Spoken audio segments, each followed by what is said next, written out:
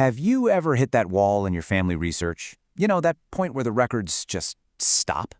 Well, today we're going to look at a really surprising key to unlocking those ancestral secrets, and we're going to be guided by the amazing work of genealogist Robin R. Foster. We are diving deep into the hidden world of community church booklets. For anyone who's ever tried to build a family tree, this question is just painfully familiar. It's that classic brick wall, the moment the official paper trail seems to vanish into thin air. So what do? What happens when the records you need just aren't there? Now, for many African American families, this isn't just a simple brick wall. It's a huge historical gap. We're talking about a crucial 50-year period right after the Civil War, from emancipation in 1865 until states finally started keeping good, reliable records around 1915. Official documents from this time can be incredibly hard to find, which makes tracing family lines through this really transformative era, well, it's exceptionally difficult. So how in the world do you bridge a 50-year gap in history?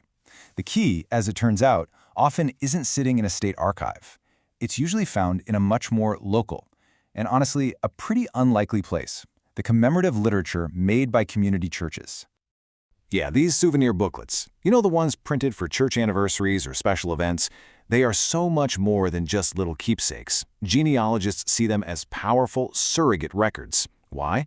Because they hold the names, the dates, the relationships, and the stories that can directly fill in those gaps in the official timeline. They literally help bridge generations. To really see just how much history can be packed into one of these booklets, we need to look at a real-life example. So let's dive into the case study of Reverend Lafayette Franklin Vance. He was a man whose story was almost completely lost to time, but was rediscovered thanks to these very documents. Okay, just take a look at this timeline.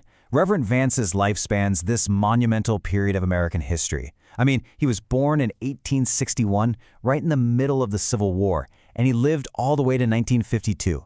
He saw the end of slavery, the rise of Jim Crow, and the actual dawn of the civil rights era.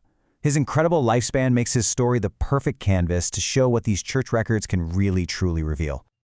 So a church booklet turned up an absolutely astonishing date.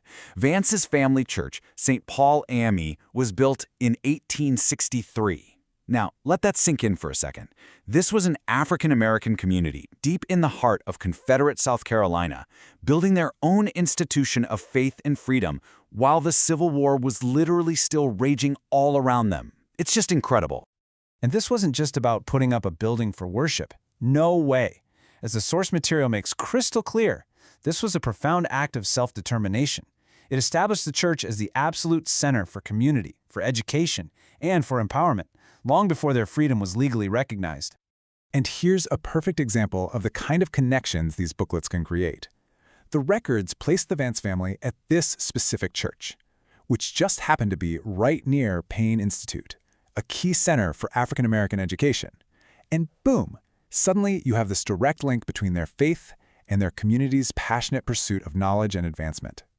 The records also revealed this fascinating dual nature to his life. On one hand, Reverend Vance was a powerful presiding elder in the AME Church, really focused on paying off mortgages to secure his community's physical spaces. But on the other hand, he was also a successful independent farmer, and that financial autonomy was absolutely critical. It gave him the freedom and the standing he needed to lead effectively in the oppressive Jim Crow era. And the story just gets richer from there. The records uncovered this incredibly complex family history: a father who was formerly enslaved, a mother with Native American ancestry, and a family migration pattern all the way from Virginia down to South Carolina. Each one of these details opens up entirely new avenues for research. Okay, the Vance story is just incredible, right? But how can you apply these same methods to your own family search? Well, this brings us to a super practical toolkit from our genealogist Robin R. Foster, which breaks down exactly what you should be looking for. So Foster lays out 6 key clues. You're looking for things like your family's name and the church's founding history, or maybe on a list of church officers, just like Reverend Vance. You're scanning community histories, and, as we're about to see, you're paying very close attention to any mention of cemeteries. Following clue number 5, the one about cemeteries, led to a totally jaw-dropping discovery. The booklet connected the AME Church to a place called the Old Tabernacle Cemetery. But when researchers dug a little deeper, they found that this land was previously a Methodist burial ground, and before that, it was a Confederate cemetery. That single detail tells an unbelievable story of how land, power, and an entire community were completely reshaped after the Civil War. Discoveries like that just highlight how absolutely critical these documents are. But that brings us to a really urgent point. These incredible sources of history are fragile, and preserving them for the future is vital. I mean, when you really think about it, official records from this era are often just gone. Oral history, which is so precious, it naturally fades with each passing generation. And these church booklets, they're ephemeral by their very nature, so easily misplaced or thrown away, taking all the stories they hold right along with them. So ultimately what we're talking about here isn't just paper and ink. These booklets are portals. They literally open a window into the resilience, the faith, and the deep, complex history of communities whose stories might otherwise be lost forever. And that leads to a clear call to action, and it comes directly from our expert guide, Robin R. Foster. She urges us that if you find these booklets, don't just keep them hidden away in a box. Donating them to a local library or an archive ensures they can be preserved, digitized, and made accessible for all the future generations of historians and families. Which really just leaves us with one final thought. You know, we tend to think of history as something distant, something locked away in official archives. But what this journey shows us is that our history is often so much closer than we think, tucked away in a church basement or a forgotten box in an attic. It really makes you wonder, doesn't it? What hidden stories does your community hold?